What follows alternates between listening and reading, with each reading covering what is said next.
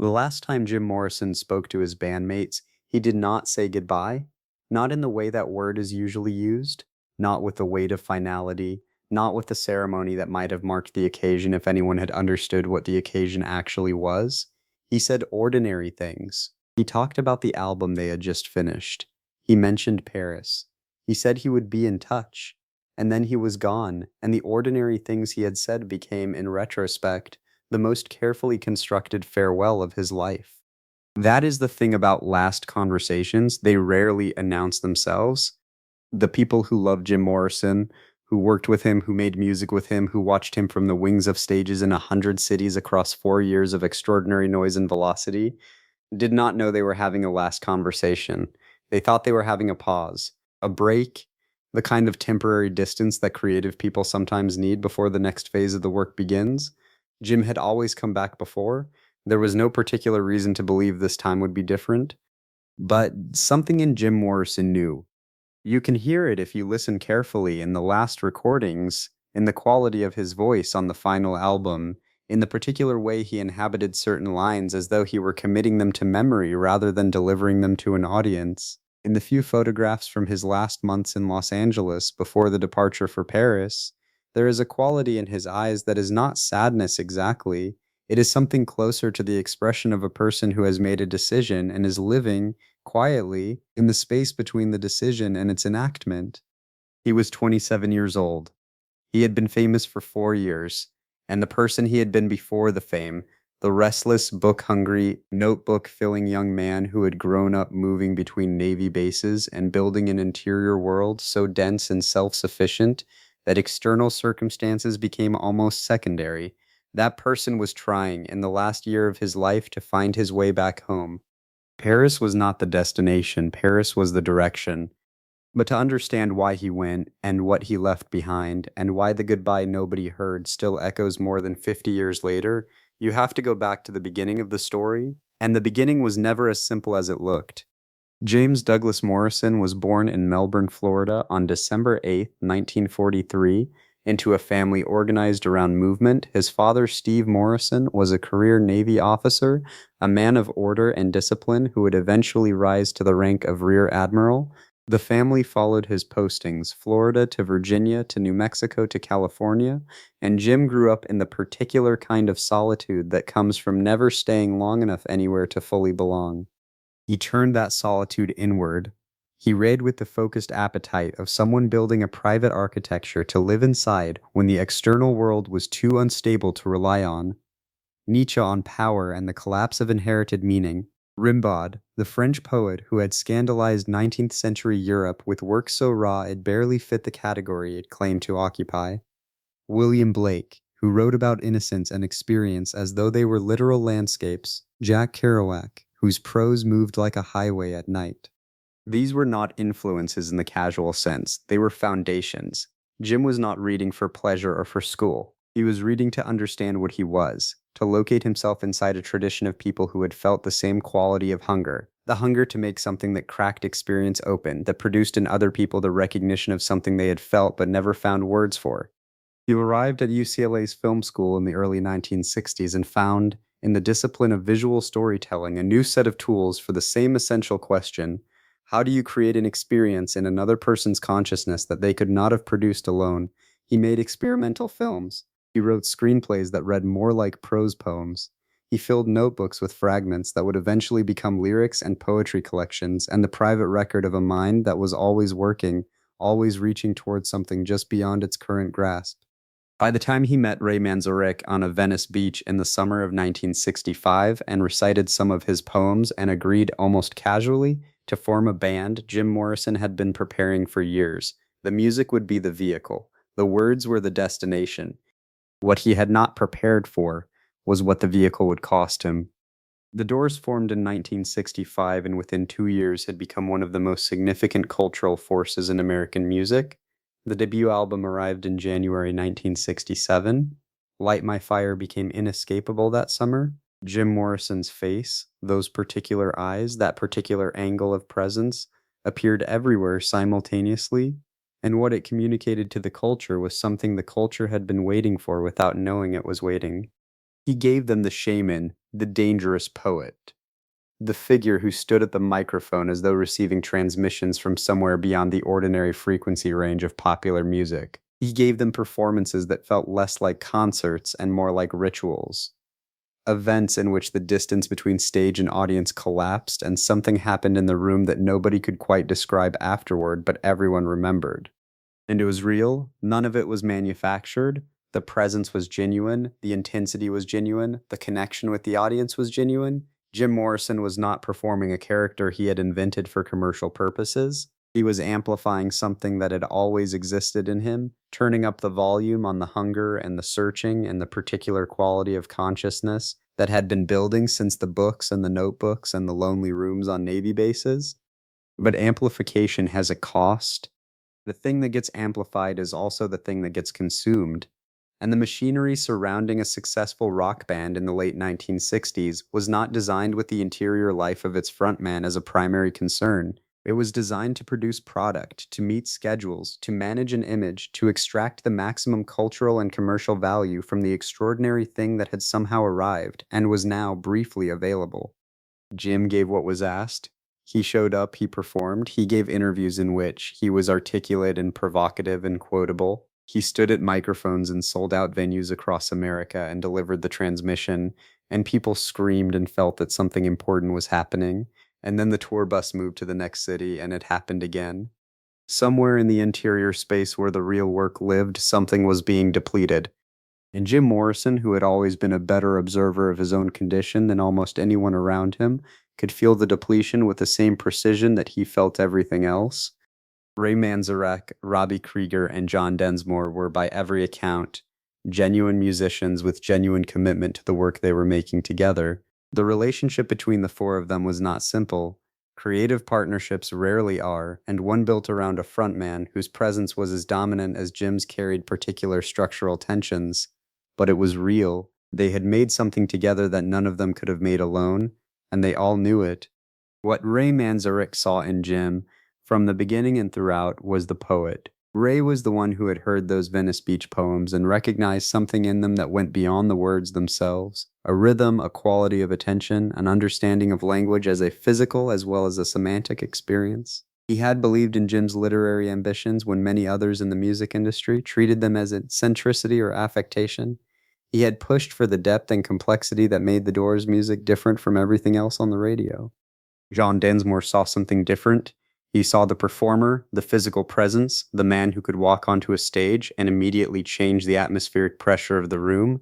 He had also, over the years of touring and recording and navigating the machinery of the music industry together, seen the cost of that performance up close. He had watched Jim Morrison give everything on stage and arrive at the tour bus afterward with a quality of emptiness that was not peaceful but depleted. Robby Krieger had written some of the Doors' most memorable songs, Light My Fire among them, and had watched Jim transform those songs in performance into something that exceeded what the words and melody on their own could produce. He understood, perhaps better than anyone, the alchemy that happened when Jim Morrison inhabited a song. He also understood that alchemy required the alchemist to be present, available, intact. By 1970 and into 1971, all three of them could see that Jim was moving towards something they did not fully understand. The conversations had changed. The quality of his attention during recording sessions was different, not absent, not disengaged, but elsewhere, pointing toward a horizon that only he could see. He talked about Paris, about wanting to write, about needing to be in a place that did not have an opinion about who Jim Morrison was supposed to be. They listened, they tried to understand, and then they went back to work because work was what they knew how to do together, and the album they were making was one of the best things they had ever made. The sessions for what would become LA Woman took place in late 1970 and early 1971 in a rehearsal space that had been converted into a recording studio, a more informal, less clinical environment than the professional studios the band had worked in before. The decision to record this way was deliberate, a choice to strip back the production and find the rawness that had defined their earliest work. What emerged was something that many people who were there describe as the most honest thing the Doors ever recorded. Jim's voice on LA Woman carries a quality distinct from anything on the earlier albums. There is a looseness to it, a willingness to be imperfect in the service of truth. He was not trying to deliver a performance, he was trying to tell the truth about something, and the truth he was telling was layered and not entirely comfortable. The album sounds like a man saying goodbye to a city, not bitterly, not with relief exactly, but with the complex emotion of someone who has lived somewhere long enough to love it and damage it and be damaged by it in return, and who is now finally leaving. Riders on the Storm closes the album in a kind of dissolution, rain and piano and a voice that seems to be departing even as it sings. The imagery is of passage, of movement of the road and the storm, and the continuation of something beyond any single moment or any single life. It is, in retrospect, a remarkable piece of self-knowledge for a man who had 3 months left to live when he recorded it. But nobody knew that. Not Ray, not John, not Robby, not Pamela Courson, who had been Jim's companion for years and who would accompany him to Paris, not Jim himself perhaps in any conscious or literal sense. What Jim knew was something less specific and more essential. He knew he needed to go. In the weeks before he left for Paris in March 1971, Jim Morrison had a series of conversations that the people who participated in them would spend years reconstructing and reinterpreting. The conversations did not seem significant at the time. They seemed like the ordinary exchange of information that people undertake before a trip, but afterward, examined in the light of what followed, they acquired a weight and a texture that changed their meaning entirely. He told Ray Manzarek that he needed time, that Paris would be good for the writing, that he felt, for the first time in years, genuinely excited about what might be possible if he could simply sit down with a notebook in a place that didn't demand anything from him. Ray, who understood Jim's literary ambitions better than almost anyone, heard this as the beginning of something, a new chapter. The band could wait, the work would continue. He told John Densmore that he was tired, not in the way that a week of rest could address. A different kind of tired, the kind that comes from spending years giving everything you have to something and arriving at the other side wondering what is left. John listened.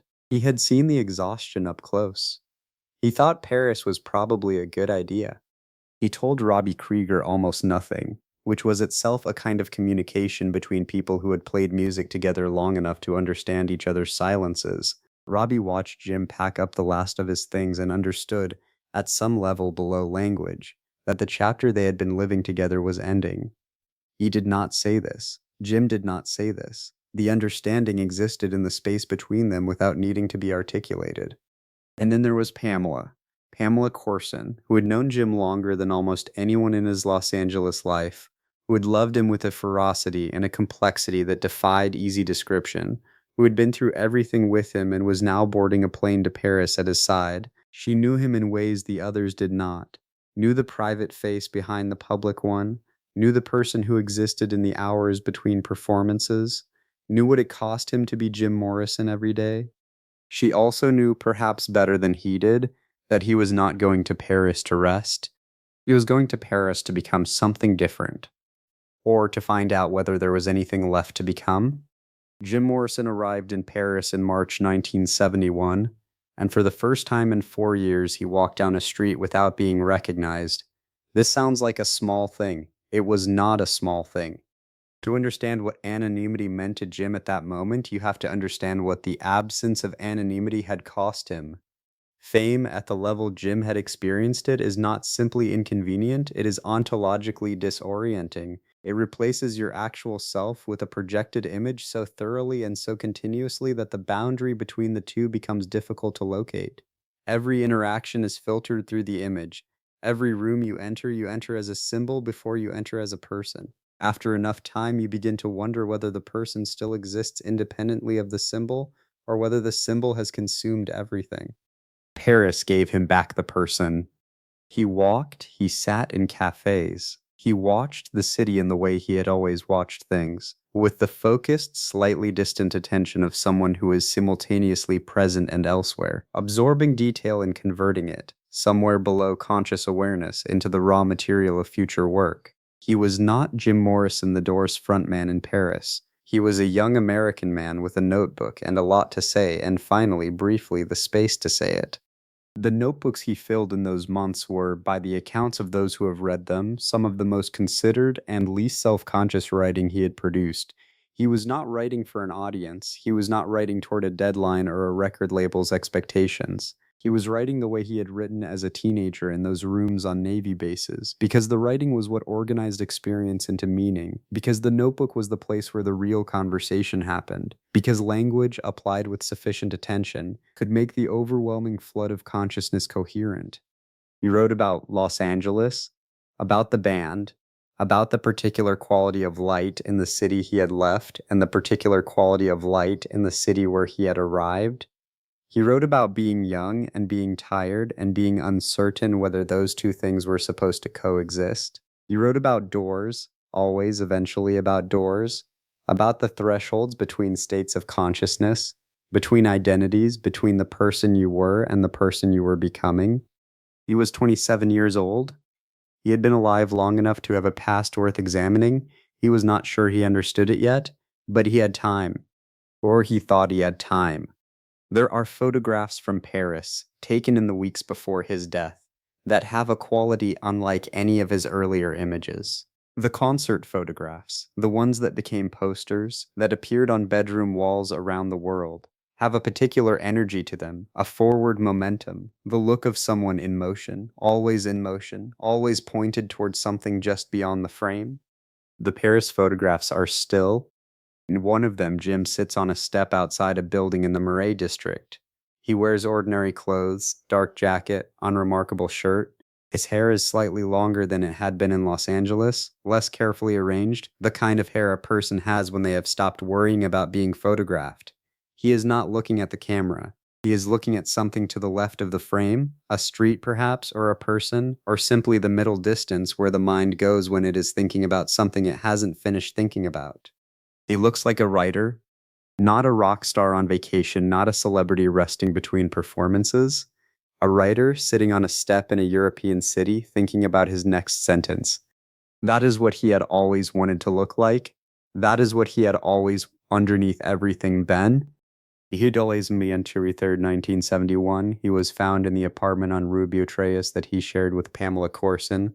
The official cause of death was listed as heart failure. He was buried 4 days later in Père Lachaise Cemetery, in the 8th Division, in a grave that would become, over the decades, one of the most visited in the entire cemetery. He was 27 years old. He had been in Paris for less than 4 months. Ray Manzarek heard the news in Los Angeles and did not believe it at first. Not because it was impossible. By 1971, enough had happened to make almost nothing impossible, but because it did not fit the narrative he had been telling himself about what Paris meant. Paris was supposed to be a beginning, a reset, the place where Jim went to become the writer he had always been, to shed the mythology and find the person underneath, to come back changed and ready for whatever the next chapter was. There was no next chapter, there was only the chapter they had already written and the notebooks Jim had left behind and the question that would occupy Ray Manzarek for the rest of his life. Had the last conversation been a goodbye? Had any of the conversations been goodbyes? Had Jim known something that he hadn't said, or had the ending been as genuinely unexpected to him as it was to everyone else? There is no answer to that question, there may never be.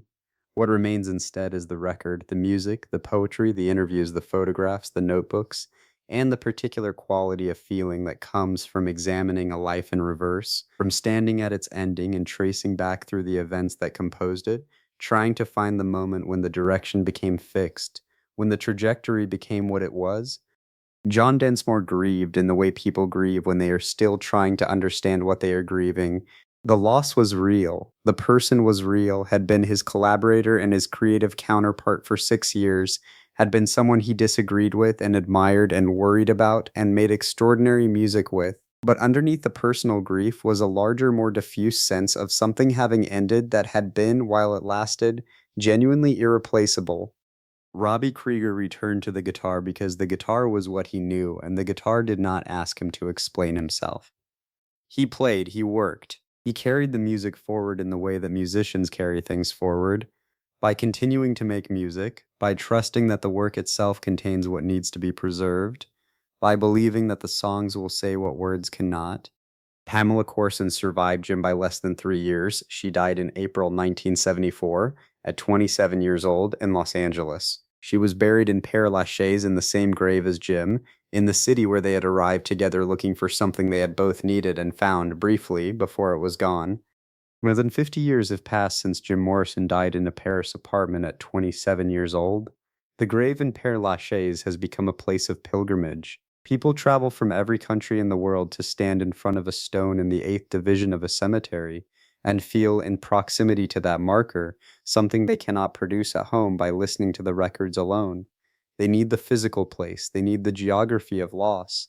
What they are feeling when they stand there is not only grief for a person they never met, it is something more complex, a response to the particular quality of incompleteness that defines Jim Morrison's story, the sense that something was interrupted before it could become whatever it was building toward.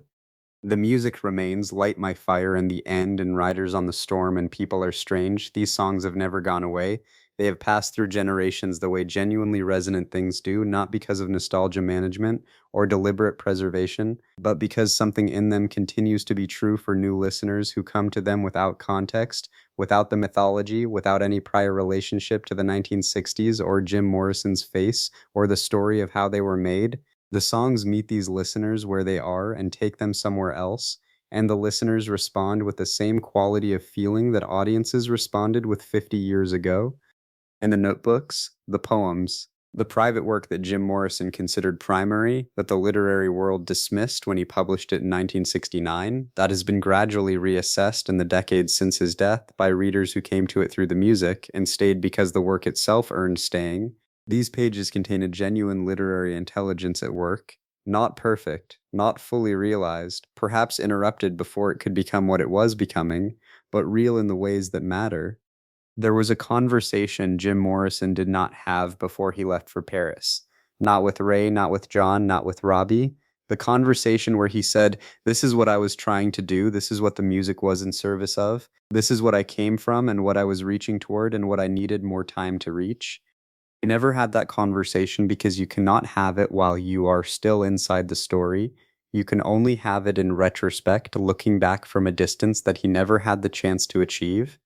So the conversation was left to everyone else, to the people who loved him and lost him and spent decades trying to reconstruct the meaning of what had happened, to the critics who dismissed the poetry in 1969 and reassessed it later, to the musicians who came after and heard in his work a kind of permission to mean something, to refuse the easy version of your own story, to insist that the work carried more than its surface suggested, to the listeners who stand in front of a grave in Paris and feel something they cannot name. To the people who put on a record late at night in a city Jim Morrison never visited and hear in his voice something that sounds, across all the distance of time and loss, like a person saying, "I was here, I was trying to understand something, I did not finish." That unfinished quality, that open door, is not a failure. It is an invitation. Every goodbye that is never fully said leaves a space that other people spend their lives trying to fill. Jim Morrison left more of that space than most. He left it in the music and the poems and the photographs and the notebooks and the grave in Père Lachaise where candles burn and are replaced by other candles. He left it in the particular feeling that comes over you when you hear Riders on the Storm end in rain and silence, the feeling that something was passing through, that it passed through you, and that it is still somewhere in motion. The last goodbye he never said is still being said. By the music, by the words, by everyone who has ever stood at the edge of their own story and understood, in the body before the mind catches up, that some departures are permanent and some doors once walked through do not open again from the other side. He knew, in some language below the ordinary language of conversation and goodbye and I'll be in touch, he knew. And he went anyway, because the door was open. And he had always been someone who walked through open doors.